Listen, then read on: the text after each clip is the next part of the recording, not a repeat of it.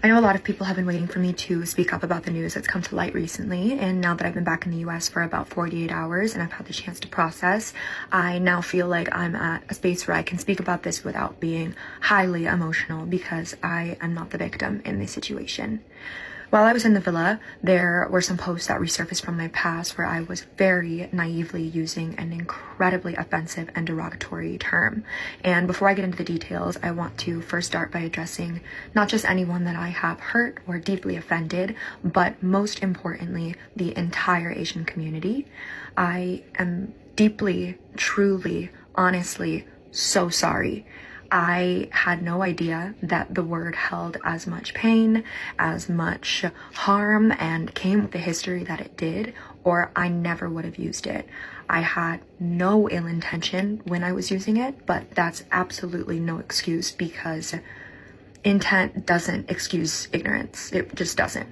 And I just need you to know that I am so sorry, but this is not an apology video. This is an accountability video. I do want to hold my hands up and say that I take accountability for using the word, but I do want it to be known that I genuinely had no idea that it was a slur. I had no idea of its meaning, and it wasn't until I made the public story post in 2024 when a follower of mine reached out to correct me and let me know that what I was saying was incredibly hurtful. It was a derogatory term. It was a slur. And in that moment, I was embarrassed. I, of course, immediately deleted the post.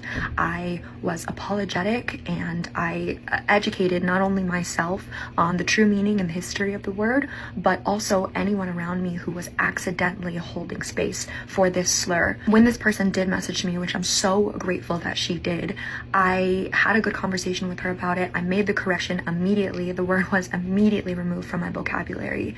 And I think right now there are tons of things floating around, different screenshots with different timestamps and fueling this narrative that I sort of doubled down once people tried to correct me and was like, oh, like, I don't know, I'm still gonna use it, but that was not the case. Like, the truth is that in that moment, the lesson was learned, the word was removed, and it was a true learning moment for me. And I think since that moment, I've done so much growing as an individual, and I've tried my best to educate others who might be accidentally holding space for these types of words that could be offensive in their vocabulary. I completely agree with the network's decision to remove me from the villa. I think that this is something that deserved punishment, and the punishment has absolutely been received for sure.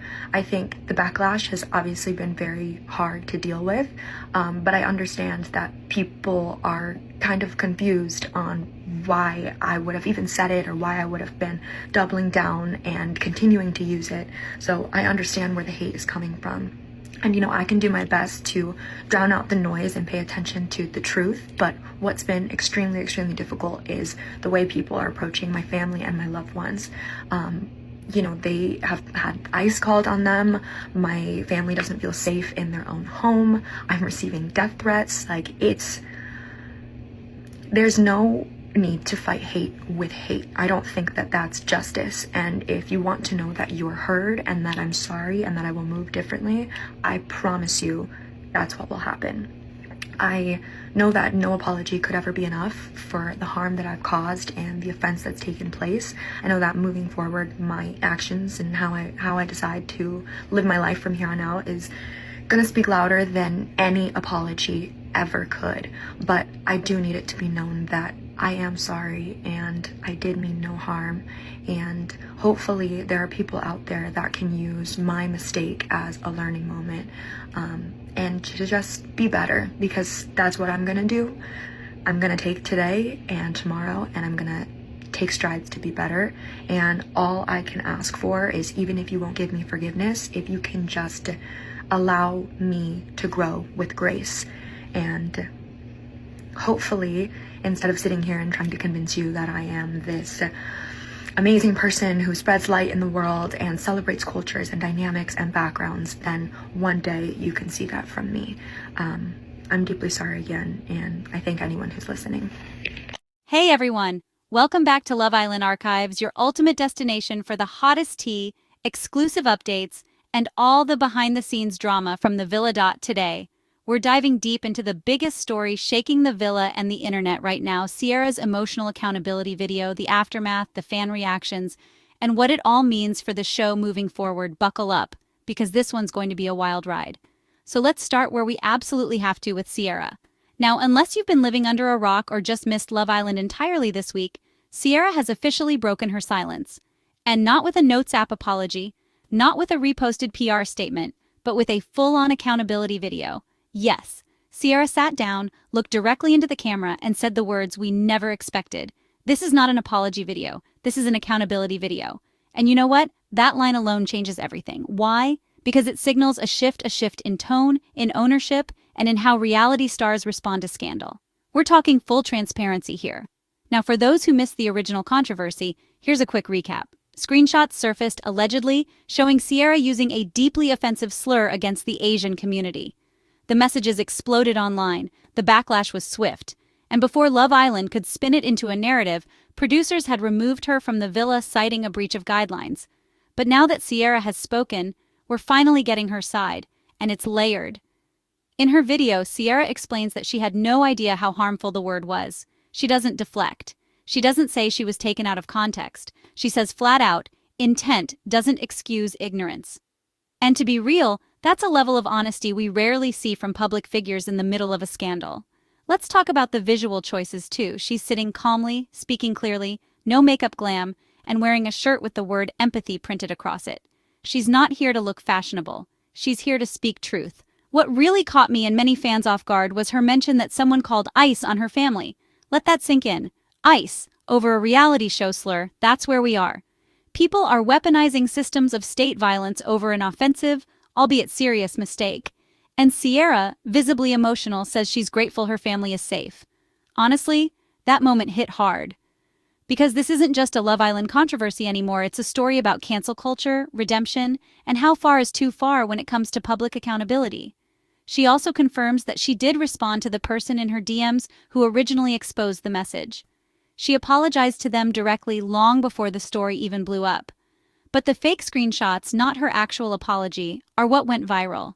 There's a difference between dragging someone and holding them accountable, and Cierra draws that line herself. She says, "You can't fight racism with more racism." And she's absolutely right. Let me know in the comments if you agree. Was this the right move? Was it too little too late? Or do you believe in second chances, especially for someone who clearly seems shaken and remorseful? Let's pivot to how this has shifted everything inside the villa. Zach, a fellow Islander, has come out to speak about the mood inside the villa when Cierra was removed. He shares that producers gathered everyone and delivered the news. Cierra had breached Love Island guidelines and would not be returning. He also subtly hints that some castmates wanted her gone. There's tension behind the scenes that we still don't know about and might never get the full picture of. But what's clear is this: the remaining Islanders are talking. And what they're saying now on TikTok and live streams is very different from their in-villa behavior. Zach even hints that Huda was being bullied. And yes, we're using that word now, bullied, by a few of the girls. He tries to be diplomatic, saying he understood their feelings, but it's clear he felt it crossed a line. That context matters when we think about who's being villainized and who's being supported both inside and outside the villa. That's all for today on Love Island Archives. We covered Cierra's powerful and controversial accountability, Vid 0. If you made it this far, you already know what to do. Like, comment, and subscribe for more deep dives into your favorite reality chaos. Turn those notifications on so you don't miss a beat. I'll catch you in the next one. Stay kind, stay curious, and remember, just because it's reality TV doesn't mean we leave compassion at the door. Until next time, peace out, Islanders.